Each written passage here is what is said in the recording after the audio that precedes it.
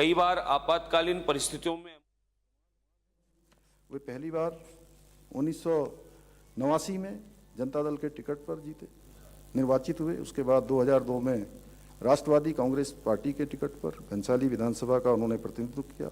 2007 में कांग्रेस के टिकट पर पुनः विधायक निर्वाचित हुए। स्वर्गीय बलबीर सिंह नेगी जी सरल थे, मिलनसार थे, सहृदय व्यक्तित्व के धनी थे। मेरा भी जब वो 2007 में विधानसभा के सदस्य थे, 2002 में राष्ट्रवादी कांग्रेस पार्टी में थे, दोनों ही समय से मेरा भी उनसे कई बार मिलना हुआ।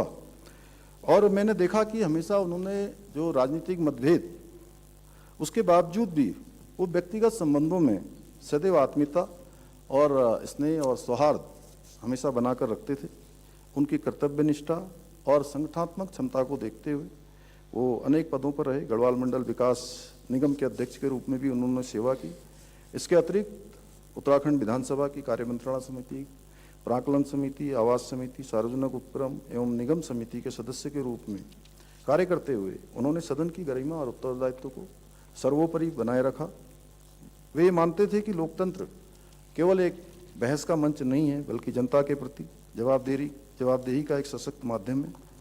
इसी विचारधारा के साथ उन्होंने न केवल अपने क्षेत्र बल्कि पूरे उत्तराखंड में शासन व्यवस्था में पारदर्शिता, जवाबदेही को मजबूत करने में महत्वपूर्ण योगदान दिया। माननीय अध्यक्ष महोदय, 78 वर्ष की आयु में लंबी बीमारी के पश्चात 26 जनवरी 2026 को देहरादून के कैलाश अस्पताल में उन्होंने अंतिम सांस ली। उनका निधन उत्तराखंड की राजनीति और सार्वजनिक जीवन के लिए एक अपूर्णीय क्षति है। मैं संपूर्ण सदन की ओर से दिवंगत आत्मा को विनम्र श्रद्धांजलि अर्पित करते हुए शोक संतप्त परिवार के प्रति अपनी गहरी संवेदना व्यक्त करता हूं और ईश्वर से प्रार्थना करता हूं कि वो दिवंगत पुण्य आत्मा को अपने श्री चरणों में स्थान दे और परिवार को और उनके सभी साथियों को, सभी शुभचिंतकों को, चाहने वालों को इस दुख को सहन करने की शक्ति प्रदान करे। ओम शांति, ओम शांति। मैं पुरोला विधानसभा क्षेत्र के पूर्व विधायक स्वर्गीय राजेश जुवाठा जी को विनम्र श्रद्धांजलि अर्पित करता हूं। स्वर्गीय श्री जुवाठा जी का जन्म 7 जुलाई 1977 को जनपद उत्तरकाशी के पुरोला क्षेत्र में स्वर्गीय श्री बर्फियालाल जुवाठा जी के घर में हुआ था। स्वर्गीय राजेश जुवाठा जी को जन सेवा के संस्कार अपने परिवार से ही प्राप्त हुए थे। उनके पिताश्री स्वर्गीय श्री बर्फियालाल जुवाठा जी उत्तर प्रदेश सरकार में पर्वतीय विकास मंत्री रहे, जबकि उनकी माताजी श्रीमती शांति जुवाठा जी नगर पालिका विकास नगर की 2 बार अध्यक्ष रही। माननीय अध्यक्ष महोदय, इन संस्कारों को उन्होंने केवल विरासत के रूप में नहीं अपनाया, बल्कि स्वयं जनसेवा के मार्ग पर चलकर सक्रिय रूप से आगे होकर अपनी विरासत को भी आगे बढ़ाने का काम किया। वर्ष 2002 से लेकर 2007 तक वे पुरोला क्षेत्र से क्षेत्र पंचायत सदस्य रहे। इस दायित्व का निर्वहन करते हुए उन्होंने जमीनी स्तर पर विकास कार्यों को गति प्रदान की। ग्रामीण समस्याओं, मूलभूत सुविधाओं, स्थानीय आवश्यकताओं को उन्होंने निकट से समझा तथा उनके समाधान के लिए निरंतर प्रयास किया। इसी जनसंपर्क और सक्रियता के बल पर स्वर्गीय श्री राजेश जुवाठा जी वर्ष 2007 में पुरोला विधानसभा क्षेत्र से उत्तराखंड विधानसभा के सदस्य निर्वाचित हुए।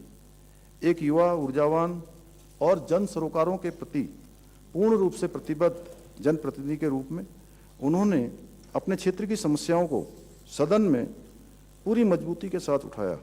इसके अतिरिक्त वर्ष 2007-08 में प्राक्कलन समिति के सदस्य रहे। वर्ष 2008 से 2010 तक अनुसूचित जाति, जनजाति एवं विमुक्त जाति संबंधी समिति के सदस्य के रूप में कार्य करते हुए उन्होंने वंचित और पिछड़े वर्ग की आवाज़ को सशक्त करने में महत्वपूर्ण भूमिका निभाई। स्वर्गीय श्री जुवाठा जी के अपने सरल, ईमानदार और मिलनसार व्यक्तित्व के लिए वो जाने जाते थे। उनके निवास के द्वार हमेशा आमजन के लिए खुले रहते थे। वो हर व्यक्ति की समस्या को अत्यंत संवेदनशीलता के साथ सुनने के लिए सदैव तत्पर रहते थे। माननीय अध्यक्ष महोदय, ऐसा व्यक्तित्व जो जीवन पर्यंत अपने क्षेत्र की जनता के लिए कार्य करता रहा। 22 दिसंबर 2025 को की रात्रि को हृदय गति रुक जाने के कारण मात्र 48 वर्ष की अल्प आयु में वह हमेशा के लिए हम सभी से दूर चले गए। उनका असमय निधन न केवल उनके परिवार के लिए बल्कि उत्तराखंड के राजनीतिक और सामाजिक जीवन के लिए भी एक अपूर्णीय क्षति है। स्वर्गीय जुवांठा जी ने एक जनप्रतिनिधि के रूप में जनता के बीच में जो अपनी अमिट छाप छोड़ी, वो हम सभी को प्रेरित करने का कार्य करेगी। इस सदन की ओर से मैं दिवंगत आत्मा को विनम्र श्रद्धांजलि अर्पित करते हुए शोक संतप्त परिवार को उनके प्रति गहरी संवेदना व्यक्त करता हूं तथा ईश्वर से प्रार्थना करता हूं कि दिवंगत पुण्य आत्मा को अपने श्री चरणों में स्थान दे और परिवार को